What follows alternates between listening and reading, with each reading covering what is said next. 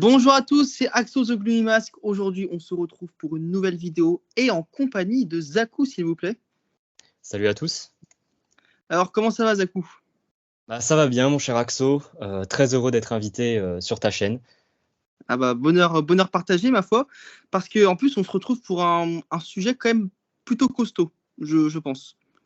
Ouais, sujet qui va être sujet à débat. Je pense que ça va pas plaire à tout le monde. Ah, ça, c'est sûr. Ah, c'est le sujet salé qu'on aime tous. Le bon vieux, le bon gros Salas top 10 des candidats de koh le mien et celui de Zaku. On va donc parler environ d'une vingtaine de candidats. Écoute, je te propose clairement de commencer direct. Je vais entamer, tiens. Je vais t'emboîter le pas. Et je voulais te parler dans un premier temps donc, de ma 10e candidate préférée. C'est Mathilde. Parce que Mathilde, c'était la candidate de la saison de la hype de koh Cambodge. Et c'est mon aventurière préférée de Cambodge, bien évidemment. Et pour le coup, c'était vraiment en termes de personnalité que je l'appréciais. Son petit côté vraiment doux, et en même temps guerrière battante que j'aimais vraiment bien. Qui, pour moi, on a quand même pas mal trouvé ce genre de profil. Elle peut notamment être assimilée à une Cécilia de koh Thaïlande, que j'aimais d'ailleurs énormément. Mais pour moi, Mathilde, vraiment, en fait, c'est son sauvetage final, en fait, qui m'a. Enfin, l'élimination de Claire, hein, grosso merdo, qui a fait que vraiment j'ai adoré, j'ai voulu être pour elle parce que voilà, elle a sorti son collier, elle était vraiment en danger. Sans ce collier-là, elle jartait. Alors même si c'est pas le plus grand collier de l'histoire, ça a été suffisant pour me faire l'aimer. Malheureusement, elle attège juste après à l'orientation. Mais voilà, petite candidate que j'ai particulièrement appréciée, enfin vraiment que j'aime vraiment beaucoup, hein, et que j'aimerais beaucoup voir dans un retour. Je peux comprendre totalement. Après, moi, c'est pas une saison que j'apprécie forcément, puisque ça fait partie des saisons qui ont été diffusées quand j'ai arrêté de regarder koh à cause de l'ignoble saison Île au Trésor. Ouais. Donc, j'ai pas une attache particulière envers Mathilde, mais je comprends que sa personnalité et son destin et son sauvetage final puissent vraiment plaire pour les personnes qui ont regardé la saison à ce moment-là. Alors moi, en numéro 10, j'ai eu beaucoup de mal à choisir. Il y avait vraiment une vingtaine de candidats qui se battaient. Et donc, j'ai décidé de parler d'un candidat très récent, puisque c'est un candidat du Totem Maudit. Et c'est, je pense, devenu mon candidat préféré du Totem Maudit depuis que j'ai fait une vidéo sur lui. C'est Maxime. Maxime, candidat très drôle, qui m'a vraiment énormément plu durant le Totem Maudit, parce que c'est un candidat qui n'a fait que changer l'opinion que j'avais de lui au fil de la saison. Au début, je le détestais, profil sportif, etc. Mais au fur et à mesure, j'ai commencé à avoir de l'attache pour lui. C'était un peu le candidat un peu bizarre, qui était un peu rejeté de son équipe, etc. Et je sais pas, le fait qu'il garde tout le temps le sourire et qu'à la fin, il fasse une stratégie finale qui, pour moi, était très ambitieuse et qui aurait pu retourner la saison et qui aurait été un coup qui aurait été magistral par rapport au jeu, ça m'a énormément plu et j'ai fait une vidéo sur lui et ça m'a fait encore plus l'aimer. Et du coup, voilà, je pense que je vais donner ma 10e place à Maxime. Du coup, ma 9e place, alors peut-être, la candidate peut-être éventuellement la moins connue de mon top 10, mais c'est quelqu'un qui m'a vraiment énormément marqué quand j'ai vu la première fois koh Vanuatu, c'est Estelle, la première éliminée à la réunification.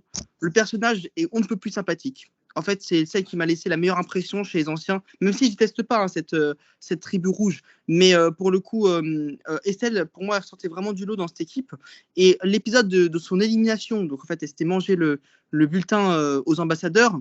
Donc, elle était clairement en danger, surtout que je crois qu'ils étaient à peu près juste d'une seule personne, mais en infériorité numérique, du coup, les rouges, ce qui a entraîné un Pagundi. Mais en fin de compte, quand tu regardes Koh Lanta Vanuatu, les deux équipes, en fait, c'est plutôt équilibré, hein, en tout cas dans la phase en équipe. C'est juste après, il y a eu un petit désavantage pour une petite infériorité numérique pour les anciens, et c'est ça qui a propulsé Pagundi.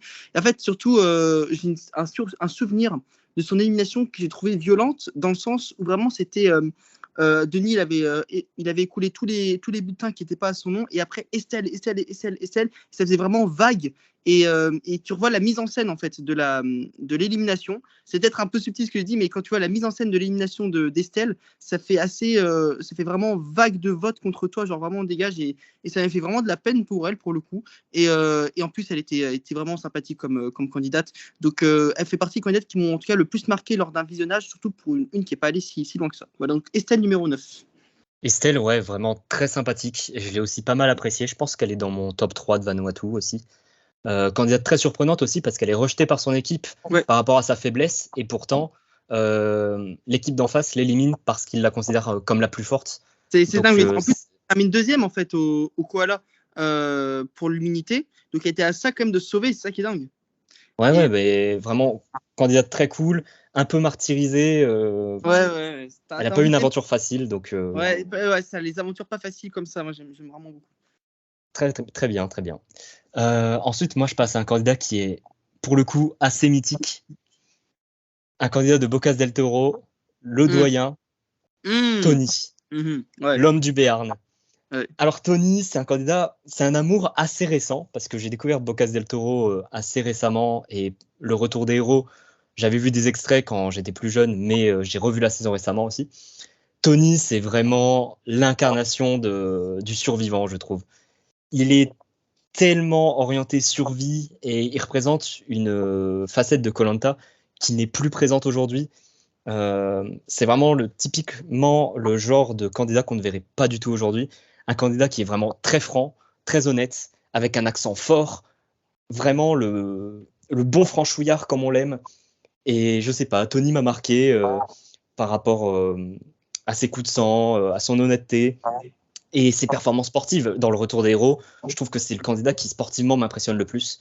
Et sa performance sur la course-poursuite était vraiment hyper impressionnante. Il portait tous les poids sur son dos et c'est vraiment une image qui est forte dans ma tête. Et voilà, j'adore Tony et j'adore les doyens en général dans koh. Je comprends parfaitement. C'est le doyen le plus connu, candidat emblématique de la saison. Même si c'est vrai que dans Bocas del Toro, il y a quelques petits dérapages quand même qui peuvent ternir Bien sûr. le personnage. Mais oui, candidat emblématique, ma foi, c'est vrai.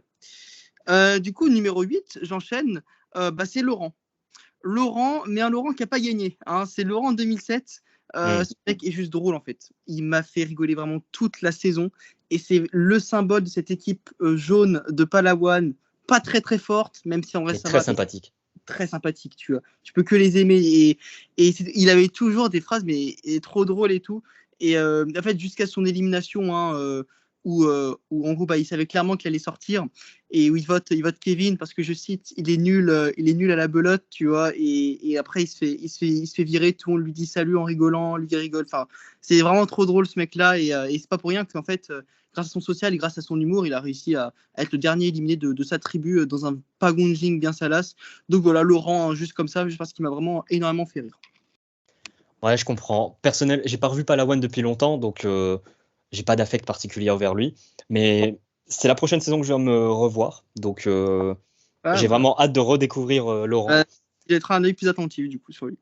Ensuite, personnellement, en numéro 8, c'est vraiment une candidate qui a fait plusieurs retours. La candidate de Cambodge, la finaliste, Clémentine. Voilà. Alors Clémentine, je l'ai découvert non pas dans Cambodge, puisque comme je l'ai dit, c'est une saison que j'ai redécouvert assez récemment parce que c'était la période où je regardais pas trop koh, mais je l'ai découvert dans le combat des héros. Et je savais que c'était une candidate qui était détestée par tout le monde, et je n'ai jamais compris pourquoi. J'ai adoré Clémentine dans le combat des héros, franche, honnête, bonne sur les épreuves, et surtout, elle dit ce qu'elle pense.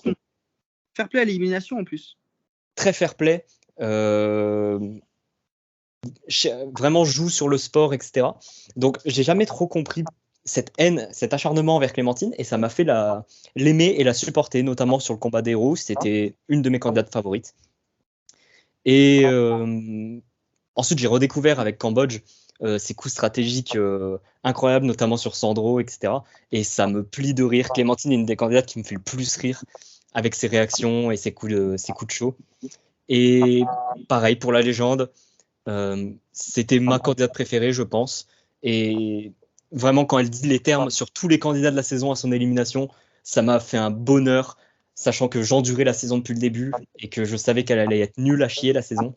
Voir Clémentine lâcher des facts sur absolument tous les candidats, ça a été un plaisir tel que je ne peux que la mettre 8e. Clémentine, pour moi, elle a le statut de légende hein, du jeu koh. C'est une finaliste perdante qui a fait des erreurs durant son parcours, certes, mais qu'on aurait quand même tous voulu voir, en tout cas les gens qui ont un minimum de vision objective sur koh. C'est une aventurier détestée par Twitter, mais pas par la réelle commu, entre guillemets. Et du coup, je comprends très clairement que tu apprécies énormément. Moi aussi, j'apprécie Clémentine. C'est une candidate hors du commun. Donc, je comprends parfaitement ce choix. Du coup, en 7e place, j'ai mis un doyen moi aussi. Peut-être le deuxième plus connu, en tout cas, après Tony, c'est Francis. Francis, un parcours, tu ne peux pas l'écrire, ce parcours. C'est-à-dire que le mec est genre rejeté de sa tribu, il est foutu sur le côté, il est limite insulté, maltraité, tu vois, de son équipe. Il est éliminé, il revient, il se claque le genou, tu vois, enfin la jambe. Et malgré ça, tu vois, on se dit, bon, bah c'est bon, il part sur abandon médical, tu vois, c'est quand même un doyen. Et bah non, tu vois, il persiste, et le mec va jusqu'en finale en trahissant son équipe, etc. Et ironie du sort, c'est lui qui se fait trahir par Maud, du coup, en 2012, et qui entraîne l'élimination de son équipe. Enfin, c'est n'importe quoi, tu vois. Et sa performance dans la revanche, où c'est le doyen de tout koh avec... Enfin, je sais pas. Francis, il faisait partie aussi des candidats qui pouvaient être dans mon top 10. Il n'y est pas, malheureusement, mais candidat exceptionnel.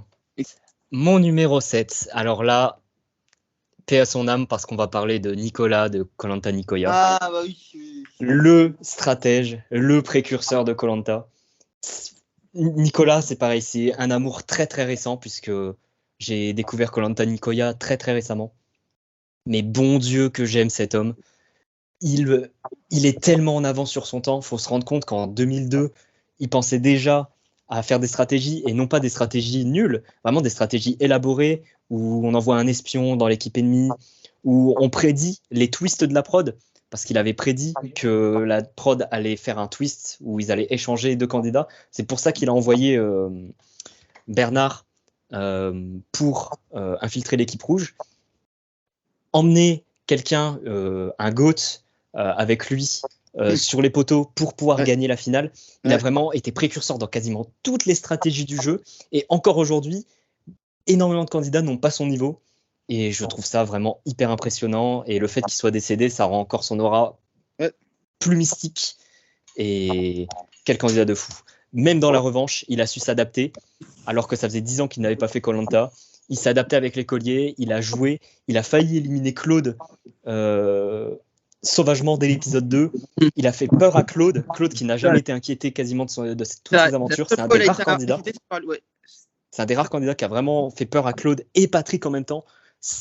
Faut se rendre compte vraiment du phénomène que c'est. C'est candidat exceptionnel, et vraiment j'ai trop hâte que la saison 2 soit disponible en intégralité pour qu'on puisse admirer son parcours plus en profondeur. Du coup, en numéro 6, une candidate plutôt récente qui a fait commenter à la légende.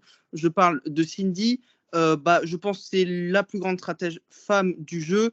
Et ce qui m'avait impressionné pendant sa saison, c'était l'écrasante domination stratégique et sociale dont elle faisait part. Je regardais koh depuis 2014, depuis la nouvelle édition, et je n'avais jamais vu un candidat ou une candidate autant être à l'écran, autant visible dans la saison, à égalité de temps, en tout cas, on va dire, avec Maxime. Mais Cindy, on ne voyait qu'elle, elle faisait tout. Et après, c'est vrai que quand on voyait les saisons type genre un Raphaël ou quoi en 2004, c'est un peu de ce niveau-là. Et en plus, elle nous a amené une finale absolument épique. On a eu une rivalité incroyable. Il y a eu la victoire au poteau. Et puis, cette candidate sort vraiment du lot. J'adore Cindy, j'adore en plus la personne qu'elle est, malgré son retour un peu foiré. Mais pour moi, c'est une des meilleures aventurières de l'histoire. Et objectivement, et en tout cas dans mon top, elle aussi m'a beaucoup plu. Donc je l'ai mis en 6e. Ouais, elle a volé l'écran pendant la guerre des chefs avec Maxime. C'était assez impressionnant. Et pareil, candidate fort sympathique et très surprenante. Et moi, j'aime bien ces candidats qui surprennent. Alors, mon numéro 6, je t'ai dit que j'aimais les doyens, parce qu'on va parler de mon doyen préféré de koh. Alors, Bruno de Johor. Ah, d'accord. Ah ouais, d'accord. Ouais. Mon candidat préféré de koh Johor, qui est une saison incroyable, que tout le monde aime, qui fait partie du top 3 de koh. Donc, Bruno ne peut que être dans mon top, sachant que c'est mon candidat préféré de cette saison. Bruno, c'est vraiment la force tranquille. On ne peut pas faire plus tranquille que lui. C'est un candidat qui n'a jamais été inquiété par personne. Tout le monde le respectait dans la saison, même l'équipe adverse. Et on parle souvent de Chantal comme étant une candidate incroyable, et elle l'est. Mais Bruno, je trouve qu'il est vachement sous-coté, alors que c'est lui qui fait la stratégie contre Jeff, c'est lui qui décide de trahir, etc., pour sauver Chantal. Et je sais pas, sa relation avec Marc et Chantal, le fait qu'il se sent comme un apprenti de Chantal qui est forte en survie, et un apprenti de Marc aussi, je sais pas, je le trouve très humble, très calme, et même en épreuve, il n'était pas dégueulasse du tout. Il a remporté une épreuve, je crois, mais il faisait souvent des bonnes positions. Et je sais pas, c'est vraiment la force tranquille. C'est le candidat, on n'a rien à lui reprocher durant sa saison. Bah ouais, je comprends aussi. Hein. C'est vrai que Bruno, après, moi j'étais un peu team Mélissa dans le sens underdog 1v3. Donc, je comprends. Mais les 4 sont incroyables. Mais les 4 sont incroyables. Très bon Final Four, hein, très bonne orientation.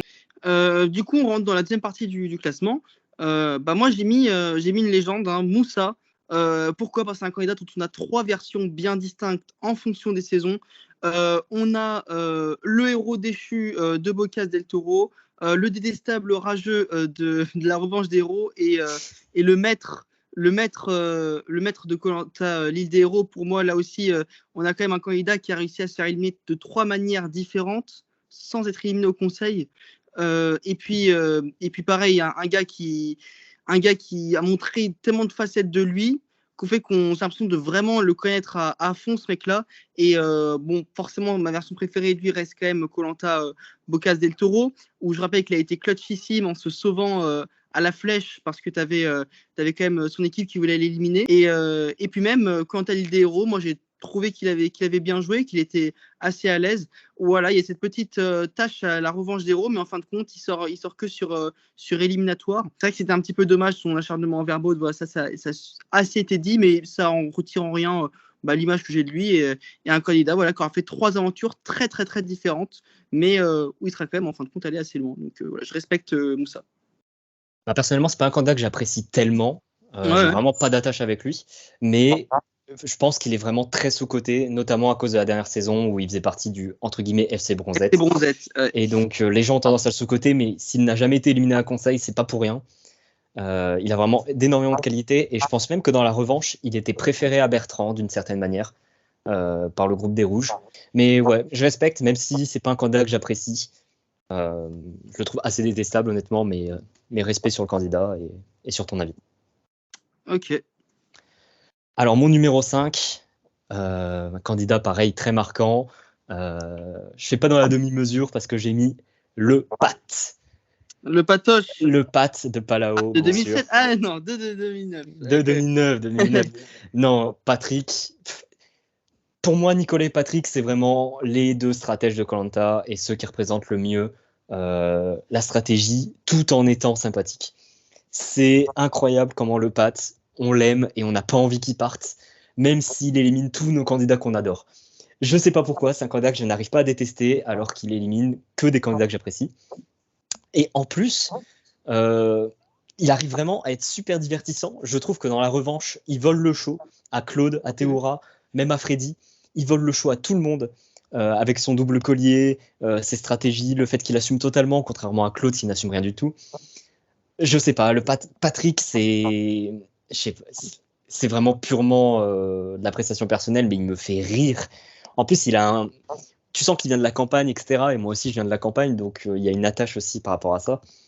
Et même dans la légende, où sa performance était moins intéressante et il se fait éliminer très vite et on sent qu'il n'était pas du tout dans sa saison, je l'ai beaucoup apprécié. Et pour moi, sans lui, sur le camp des hommes, on se serait fait chier à la mort. C'est lui qui occupe le temps d'écran, 50% du temps d'écran de l'équipe des hommes. Voilà, Patrick, le stratège, certainement peut-être le plus grand stratège pour certains, le Pat. Ouais, voilà, les gens aussi de Koh-Lanta. J'ai jamais été un grand fan de Patrick. Moi, je m'identifie absolument pas à ce mec-là. Mais c'est vrai que quand même, quand tu regardes ces 2 saisons, tu es obligé quand même de t'attacher à lui, d'une part parce qu'il va loin, et parce que quand même, on peut rien dire au niveau divertissement, il est là, le coup des 2 colliers, tout ça.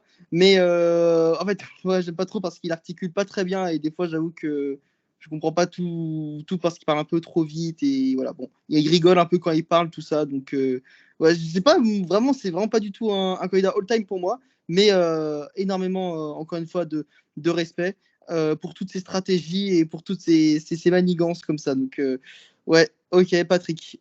Du coup, quatrième, dans la lignée, je pense que là, on est sur une bonne série de candidats bien connus. Jade, je crois que c'est la première gagnante de notre top. Jade, pareil, énorme performance sur 2 saisons, même si elle a bénéficié du packaging, c'est sûr. Mais bon, il fallait y être dans la bonne équipe. Et si elle est dans une équipe qui gagne, c'est qu'elle-même est performante. Voilà, la meilleure femme physiquement sur les épreuves, tout ça. Et puis, c'est une fille dont j'aime bien la personnalité, à qui j'ai eu la chance de pouvoir échanger. Et voilà, elle a gagné. Alors après, c'est vrai que Koh-Lanta, la légende elle m'a quand même un poil déçu. Elle a un poil déçu pas mal de monde, mais dans l'absolu, elle est allée jusqu'à l'orientation.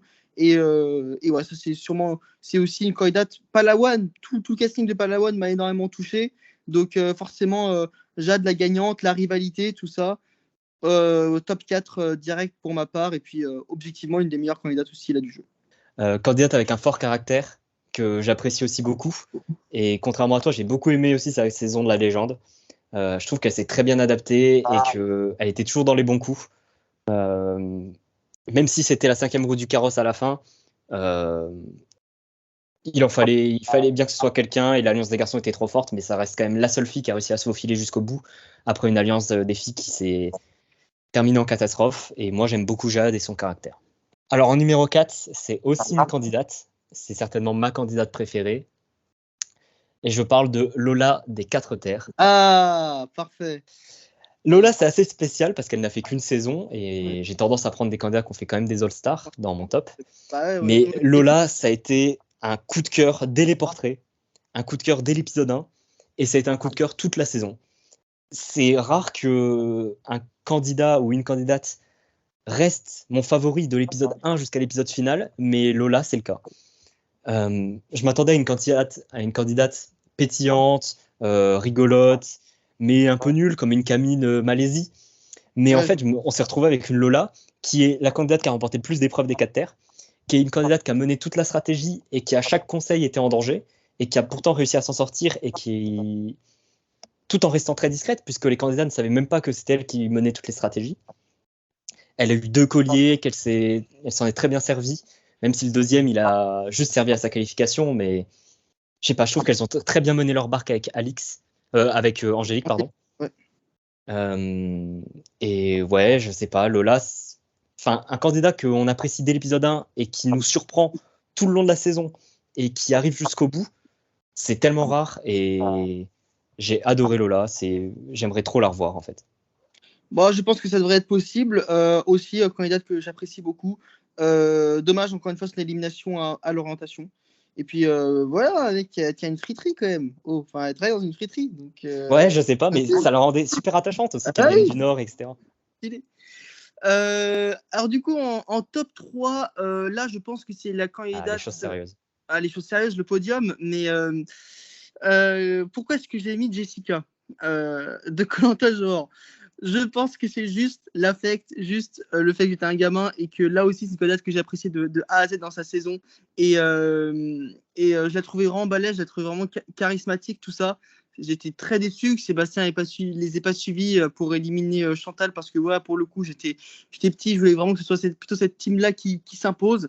Et Jessica, candidate qui m'a marqué, dont je me souvenais à chaque fois, à chaque saison, et qui restait comme ma candidate préférée, comme ça, un petit peu chez les femmes et tout. Et j'étais très, très, très content qu'elle revienne à l'île des héros. Voilà, c'est tout. C'est juste que j'apprécie. Elle a toujours été dans mon top 3. Elle est dans mon top 3 historique. J'ai jamais réussi à vraiment la baisser au fur et à mesure des années, parce que voilà, c'est la deuxième saison que j'ai vue.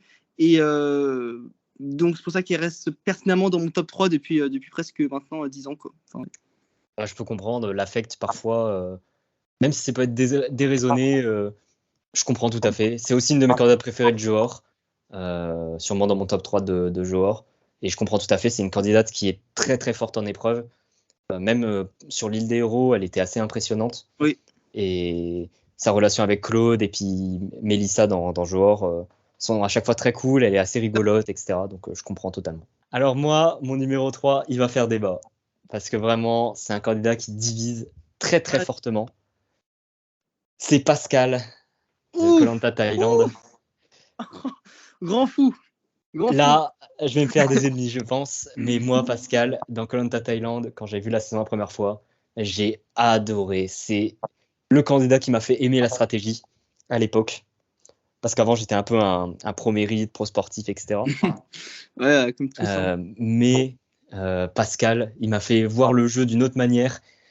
J'avais envie qu'il reste, même si en face, tous les candidats, ils étaient plus méritants, les Nicolas, les Karima. Moi, j'aimais trop Pascal. J'aimais beaucoup son caractère de cochon, même si parfois il pouvait m'énerver. Je sais pas, ça, c'est le genre de candidat qui manque, tu vois. Un candidat qui il est énervé, il part 3 jours s'enfermer dans une cabane tout seul. Enfin, l'ermite Pascal, c'est un candidat à même, c'est un candidat incroyable.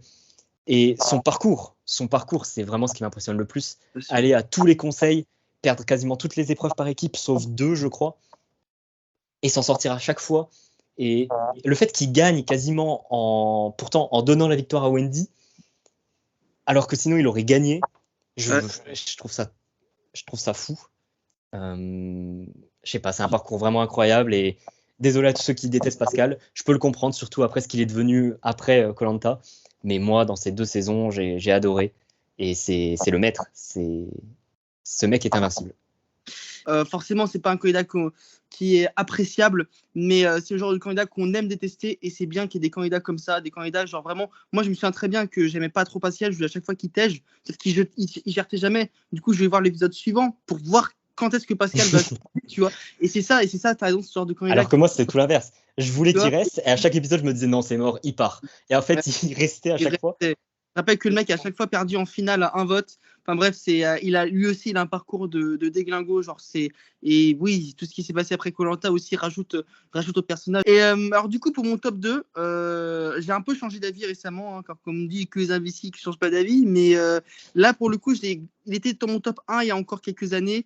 Après revisionnage d'une certaine saison, il est passé top 2. Je parle donc de Martin de koh donc de koh Rage en pâte. Martin, c'est pour moi, objectivement, ça reste que moi, pour moi, hein, meilleur aventurier all-time. Voilà.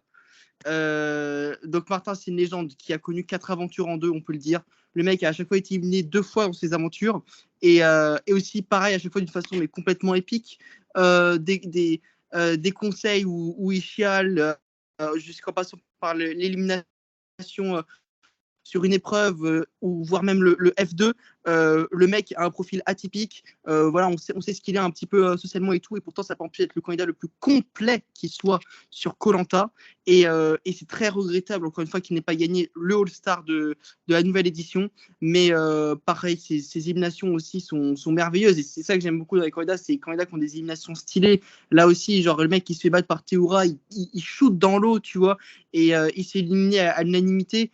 Et après, il revient face à ce même Théoura lors de son All-Star et tout. Enfin bref, j'adore Martin, légende absolue.